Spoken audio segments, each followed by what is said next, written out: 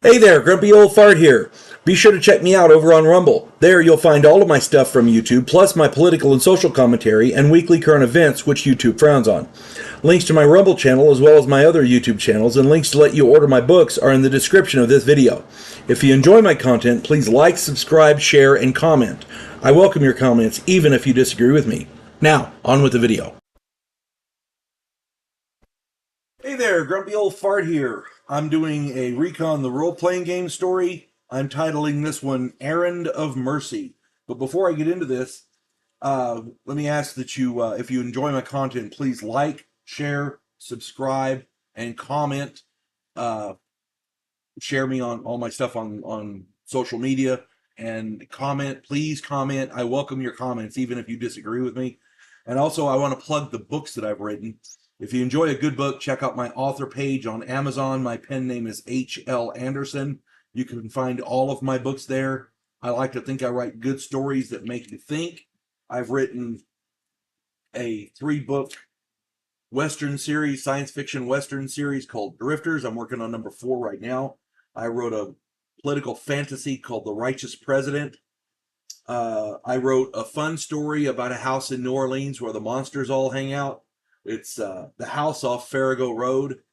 I wrote a pair of science fiction war type futuristic things called the first one is Vanguard 1 and the sequel is Task Force Terminus. If you enjoy a good book, check me out. The author's page on Amazon is H.L. Anderson. Now, on with the video. Errand of Mercy. Years ago, my friend Andrew ran a Recon game. We had 5 players. I ran my point man. Larry had a sniper. Angelo ran his grenadier. Mike ran his RTO, his radio telephone operator. And Bobby ran his pigman. For those of you who don't know, pigman carries an M60. The mission was to investigate a local hospital, make sure the VC weren't using it, and that way we could supply it with what it needed as a kind of get the locals on our side. We were choppered into a clearing 2 clicks from the hospital. Larry was the ranking NCO, so he ordered me to recon ahead. Make sure all was clear. They would follow along behind.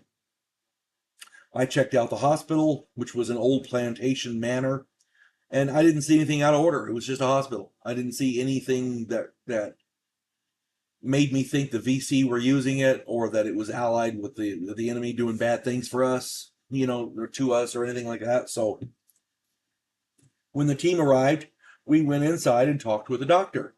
His name was Lee Jap, and he didn't give a 2 shits about the war, politics, the VC, or the Americans.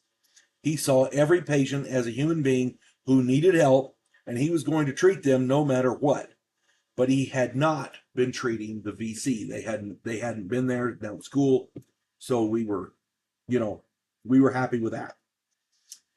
The idea then was Mike radioed in and we were ordered to occupy the hospital until a relief force could show up with supplies for the hospital. We set up a perimeter, took up positions, and, it sounded a lot like a cakewalk. But then the VC had other ideas.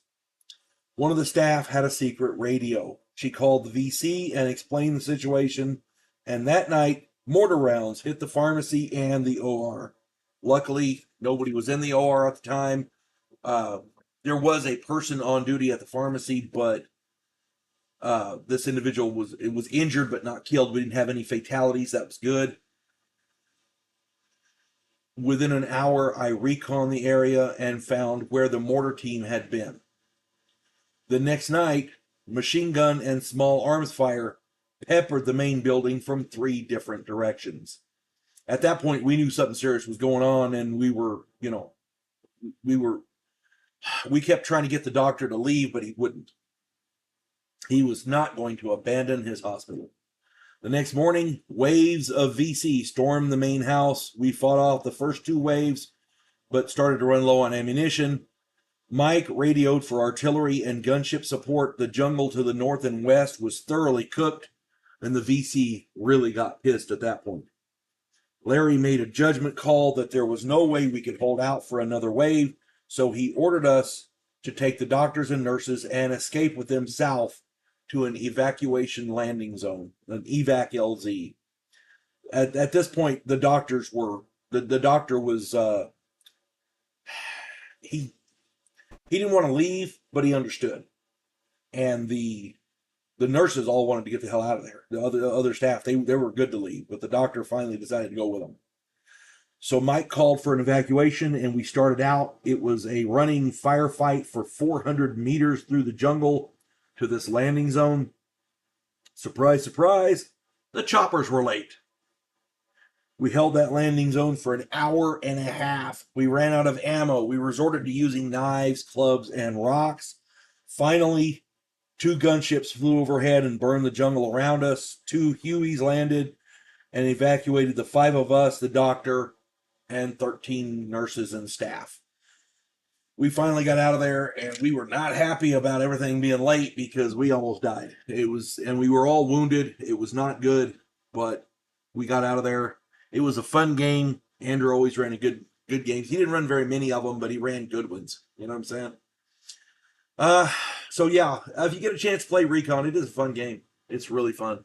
Hope this finds everybody well. You folks have a good one. God bless one and all. There is a house in New Orleans where the monsters all hang out. When the police detective, who happens to be a skinwalker squirrel, uncovers a plot by a paranormal perpetrator, he has to enlist the aid of his fellow housemates. If you enjoy a modern, quirky take on historical mythology, check out my new original novel, The House Off Farrago Road.